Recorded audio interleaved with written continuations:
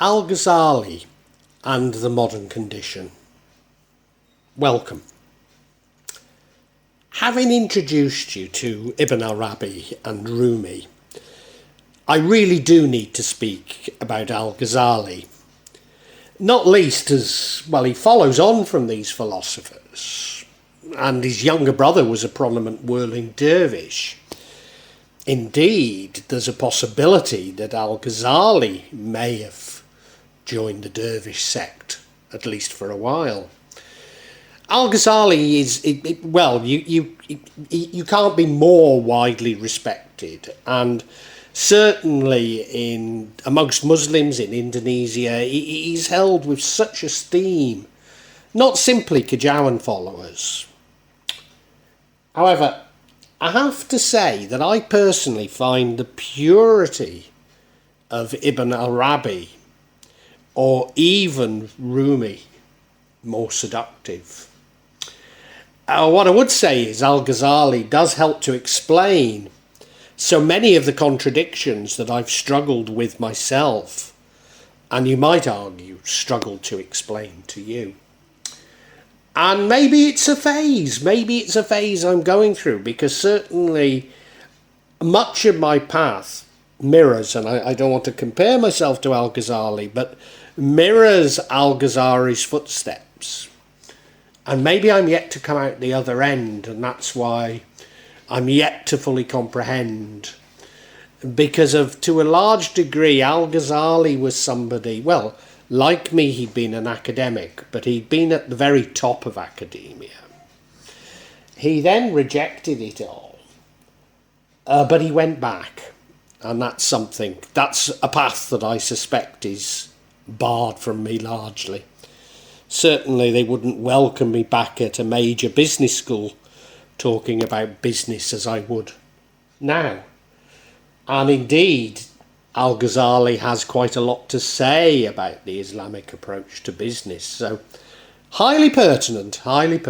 But yeah, my heart just loves Ibn Arabi or Rumi, I have to say. I mean, yeah, he was a senior academic. During his life, Al-Ghazali wrote over 70 books on science, Islamic reasoning and Sufism. His book, The Incoherence of Philosophers, is set apart as the defining moment, really, in Islamic epistemology. The experience he had with suspicion, this is him rejecting the materialist world. Al-Ghazali, it shaped his convictions that in all occasions and all connections are not the result of the material connections, but we are the present and prompt will of God. Another of his most prestigious works, the Ihya Ulum al-Din, the revival of religious science, covers all fields of Islamic science and incorporates Islamic statutes, philosophies and Sufism. And I suppose, the quote from him, it sums up his thinking. Does money upset the hearts of learned men? He answered, men whose hearts are changed by money are not learned. And that's really what he does, you see. He rejects the materialist world, and he did so physically, walking away from this senior academic position. Al-Ghazali assumed a part in spreading Sufism and indeed Sharia. And Sharia is something that I wouldn't say shun, but I've got no real interest in. I don't. So you can see the differences between my thinking and Al-Ghazali's coming out quite strongly. And he was first to consolidate the ideas of Sufism into Sharia laws, and the first to give a formal depiction of Sufism in his works. Al-Ghazali, and they always have long names, so let's go for it. Abu Hamid Muhammad ibn Muhammad al-Tusya al-Ghazaliya. And he was born somewhere around 1058 and died in 1111. And known in the Persian-speaking countries as Muhammad Ghazia, born in the city of Tuz, the second city in the Khosran Regency after Nishapur in what is currently modern-day Iran. So he was a Persian polymath, one of the most prominent and influential philosophers, theologians, jurists, logisticians, educators, and mystics in Islam. He contributed significantly to the development of the view of Sufism and its integration and acceptance into mainstream Islam. Now, you may have heard me argue about Sufism versus the sort of Wahhabism or the Tablighi Jamaat. The Tablighi Jamaat would have you believe that Sufism is a minor sect within Islam, or even that Sufism is something that everybody, it's not a sect, but that everybody, it's a part of Islam that everybody practices. But the truth is, what is known as Sufism certainly was the majority. And those who detract now are certainly still a minority. So it was absolutely mainstream Islam, and probably Al-Ghazali, more than anybody, helped to incorporate, helped it to be that way. So he was a scholar of Sunni Islam, so he was a Sunni like myself. He belonged to the Shafi'i school of Islamic jurisprudence and to the Asharite school of theology. Now, I've hinted at it, but he experienced two major periods of scepticism and subsequent enlightenment due to recognition, first of all, the limits of logic. So here he was, a senior academic teaching logic, and he realised how limited it was. And then the influence of his own ego. So he became a senior academic, and he realised that he was just pursuing his own ego. And so he began with the exoteric, moves to the esoteric, and then moves back and is better able to explain the exoteric. And as I've indicated, something that's happened to me, although I'm yet to completely resolve these thoughts. And I liken it to return into the inside of Plato's cave to explain the outside to those who are captive in it. He of course, well, he sums it up much better than me. Declare your jihad on 13 enemies you cannot see: egoism, arrogance, conceit, selfishness, greed, lust, intolerance, anger, lying, cheating, gossiping, and slandering. If you can master and destroy them, then you'll be ready to fight the enemy you can see. Hey, it's powerful stuff, isn't it? Indeed, it was only after his second enlightenment and wandering in nature that he emerged as the influential Sufi mystic that he's so highly regarded and known for. Well, Incoherence of the Philosophers. His book, The Incoherence of the Philosophers, describes this scepticism which led him to investigate a form of theological occasionalism, or the belief that all causal events and interactions are not the product of material conjunctions, but rather the immediate and present will of God. So everything happens because it's God's will. He argues that we can neither trust our senses nor reason, from the standpoint that neither would make sense in our dream state. And this is very close to some things that I've argued, isn't it? This led to a great scepticism by Al-Ghazali.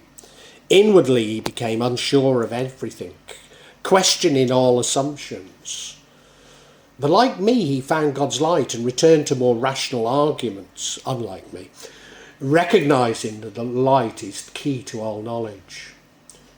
But he was only to be challenged again much later as he attempted to suppress the ego, recognising that his rational arguments were a reflection of his own ego. And he says, so I became certain that I was on the brink of a crumbling bank and already on the verge of falling into fire, unless I set about mending my ways.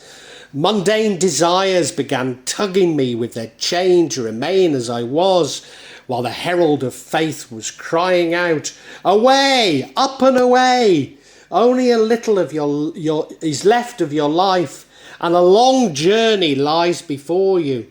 All the theory and practice in which you are engrossed is eye service and fakery. If you do not prepare now for the afterlife, when will you do so? And if you do not sever these attachments now, then when will you sever them?"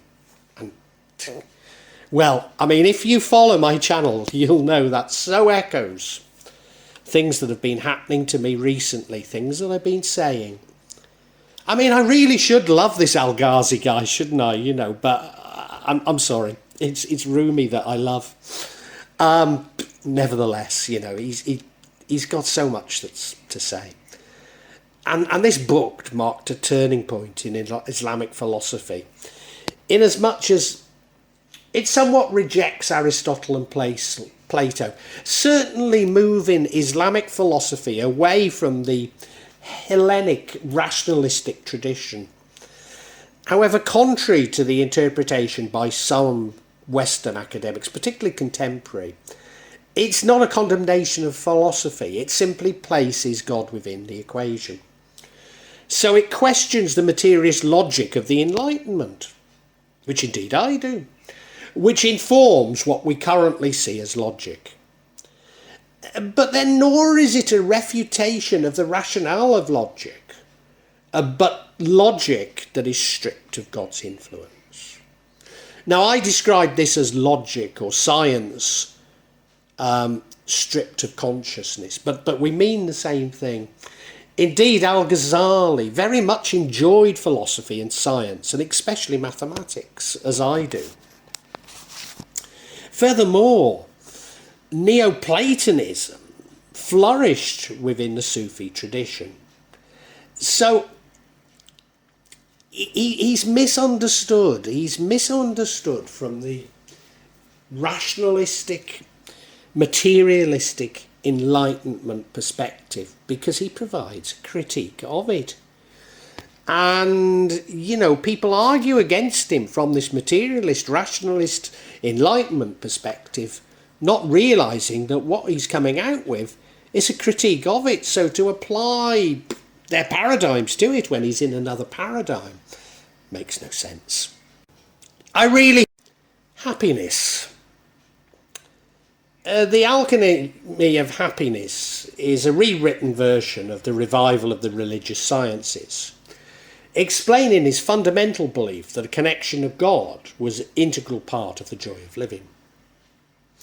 And the book is divided into 4 sections. The first of these, the knowledge of the self, is where he asserts that while food, sex and other indulgences might sate human appetites, but it's temporary, they in turn make the human into an animal and therefore never give true happiness and fulfillment. In order to find oneself, people must devote themselves to God by showing restraint and discipline rather than gluttony of the senses. And as he said, never have I dealt with anything more difficult than my soul, which sometimes helps me and sometimes opposes me. The knowledge of God is where Al-Ghazali states that the events that occur during one's life are meant to point to an individual towards God, and that God will always be strong, no matter how far humans deviate from his will. The Alchemy of Happiness is knowledge of the world. He states that the world is merely a place where humans learn to love God and to prepare for the future or the afterlife, the nature of which will be determined by our actions in this phase and our journey to happiness. So again, if you listen to me a lot, things that I very strongly argue. In knowledge of the future world, he details how these 2 types of spirits within man, the angelic spirit and the animal spirit, he details these types of spiritual tortures unbelievers experience, as well as the path that must be taken in order to gain spiritual enlightenment. So the book serves as a accumulation of the transformation Al-Ghazali goes through during his spiritual awakening. And as he says, all a man's happiness is in being master of his ego, while all his suffering is his ego being his master. So incredibly strong parallels with Kajawan there, aren't there? Incredibly strong. In economics, now, you know, as I've said, my footsteps somewhat follow his illustrious footsteps. For I was an academic, not a senior academic, very junior in fact, but at a major international business school. And blow me, he has something to say about economics. And his life was heavily influenced by his Islamic beliefs, including his economic philosophy. He held economic activity to a very high level of importance in his life and thought that others should as well. And he felt that it was not only necessary for the overall benefit of society, but also to achieve spiritual wholeness and salvation. In his view, the worldly life of humanity depended on economic activity in people. And so he considered being economically active to be a mandated part of Sharia law. Now, I'm yet to come back to that view, but it's interesting, isn't it? He established 3 goals of economic activity that he believed were part of one's religious obligations, as well as beneficial to the individual. Achievement of self-sufficiency for one's survival, provision for the well-being of one's progeny, and provision for assistance of those in economic need. He argued that subsistence living, or living in a way that provided for your basic necessities for only one's family, would not be an acceptable practice to be held by the general population, because the detrimental results that he believed that it would bring upon the economy. But he acknowledged that some people may choose to live the subsistence lifestyle at their own will for the sake of their personal religious journey. Conversely, he discouraged people from purchasing or possessing excessive material items, suggesting that any additional money earned could be given to provide for the poor. He thought that it should be not necessary to force equality of income in society, but the people should be driven by the spirit of Islamic brotherhood to share their wealth willingly. But he recognised that that was not always the case. He believed that wealth earned could be used in 2 potential manners. One is for good, maintaining the health of oneself and their family, as well as taking care of others, and any others seen positive for the Islamic community. But the other he would consider misuse, spending it selfishly on extravagant or unnecessary material items. Does money upset the hearts of learned men? He asked. He answered, men whose hearts are changed by money are not learned. So, you know, I'd already said it, hadn't I? But it's a good one. He recognised the necessity of trade and its overall benefits on the economy. But making money in that way might not be considered the most virtuous. Certainly taking excessive profits from trade was something that he very much frowned upon. Enjoyed. Quantum mechanics. Now, you know, I've touched on quantum mechanics a few times and blow me down. Al-Ghazali does as well. He has a concept of occasionalism, which seems to predict the Copenhagen interpretation of quantum mechanics. That objects are viewed as having no inherent properties and no independent existence, and he sees that they must be brought into being by God. And the Copenhagen interpretation almost hints at consciousness, but they're probably one and the same thing. Well, the observer, but, you know, are we talking of consciousness? It could all be the same thing. So his world is not entirely predictable. For God has the ability to make anything happen whenever he chooses. In general, of course, the world functions in a predictable manner, but miraculous events can occur at any moment. So, my channel is devoted to magic. And isn't that what this is saying? That if God chooses, magic can happen. Not only can it, but it does. This guidance for life. And I suppose this is where I really warm to the guy. In Letter to a Disciple, he really does show his wonderful understanding of the materialist world and critiques it, and prescribes for us some of life's principles, which are remarkably like those that we follow in Kajawan. So he says, avoid arguing. Avoid engaging with those who are ignorant and foolish, and rather only entertain a discussion when one is intelligent and eager to learn. Such profound advice in this social media age, and why do I fall for it every time when a narcissist wants to pick a fight for me and I just jump in feet first? Well, I know what it is, it's my ego, isn't it? Yeah, it's a profound advice. Avoid seeking religious fame. He warns speakers from speaking abstractly to appeal to people while failing to achieve the purpose of admonishing their listeners from the harms of this world and calling them closer to Allah. He must lead men from the world to the afterlife, from miserliness to generosity, from doubt to certainty, and from heedlessness to God's consciousness. And in Indonesia we have these celebrity ustads. Many of them being drug addicts or, they're petty criminals, and they've now become these celebrity speakers. And what do? They shout and tirade about minorities, about, homosexuals, drug addicts, foreigners. And you just have to say, what the hell is going on? What the hell is it all about? And they're so popular, They really are. And do you know who seems to like them the best? The politicians, yeah. And so now he says, avoid the rulers and kings. And my God, was he speaking from experience. Avoid praising them, for if they're tyrannical, you are praying for for tyranny to spread on earth. And Allah detests that. Wow. What a message for our current times. What a message for our current times. And he goes on, it gets better.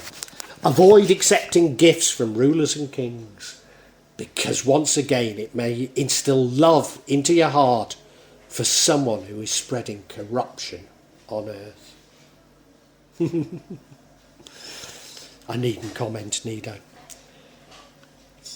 Treat your Lord as you would expect. Make relations with God such that you would expect a hypothetical servant of yours to behave with you. Treat people as you wish to be treated. Interact with people the way you would like to be dealt with. Study that which benefits you. Occupy yourself with inspecting your heart, discerning the features of your personality, giving up worldly attachments and coming closer to God. Only take from the world that which you need. Do not stock up on the world's produce more than is adequate from the year. So themes that, I've spoken about so much on this channel. And, I really should have a warmer place for Al-Ghazali in my heart than I do. But maybe he's too close to me. Maybe that's it. And maybe I like that hopeless romantic of Rumi. But I do. Vlog. And not only got something out of it, but provoked thoughts. I'm not here to push my beliefs, my thoughts on you. Only to open up your own thinking. Get you thinking about the world and life. When I started The Real Magic of Java, I believed that I'd only release them every month or maybe every 2 months. But now I find myself adding to this subsection once or twice a week. But please subscribe and hit the bell to get notifications for when I add new parts to this subsection. In part, the reason why I'm doing it more often is that the concept has moved from filming rituals and events that took place in Java to me also describing my beliefs and philosophy. And that does come in response to people expressing an interest in it. But of course, you know, me actually seeing rituals and events really doesn't happen so often. What I would say to you is that there's no attempt at subterfuge on my behalf. And when I do experience rituals, I will include them for you to see. And as I say, there's no way I'm trying to mislead you. And if I believe there is subterfuge, if I uncover it, I will point it out to you. I'm trying to be as honest as I can be. Now, please make comments, please ask questions, and I'll try to be as honest and open with you as I can be. Of course, there will be some of you who disagree with me, particularly when I talk in terms of my own beliefs, my own feelings. And, you know, you're welcome to alternative feelings, and we can agree to disagree. Sometimes I find that people on YouTube can be unnecessarily attacking and aggressive, and at times I don't restrain myself enough, and I apologise, but it's not my intention to put anybody down, you know. I know what I talk about can be emotive, and it can be challenging to your beliefs. But, you know, I'd love to enter an open discussion, a heartfelt discussion. But unfortunately, I often come across things that are, especially when people quote the scriptures to me, I've just no idea where it takes us, you know. Because I'm speaking from the heart, you know. I mean, you know, sorry, if you want to quote the scriptures at me, do so, but it doesn't have much impact on me, you know. I personally have no desire to impose my feelings on you, and I suppose when people try to do it to me, it washes off, you know. All I'm trying to do is I'm trying to share my feelings with you, and I'd love an open discussion on feelings. I really would love it, you know. And sorry if I don't always react as best I should. I try and cure this in myself, but I think this is part of the sort of narcissism of social media that I talk about so much in this subsection. So look, if you've enjoyed it, I really urge you to listen to other sections on this channel, particularly the 4 audio books that I've uploaded onto this channel. Yes, they are in a novel format. They are novels, but they go into much greater depth of my thoughts and feelings. Now, what I would say to you is these are sequential. So my thoughts and feelings develop as we go through each chapter and each book. So it does begin with 1.1, the Chinese cemetery. But, you know, hey, it's up to you. Feel free to dip in as you wish, as you want. And, you know, really heartfelt thanks for listening to this. And I really want to say a great big thank you, and God bless you.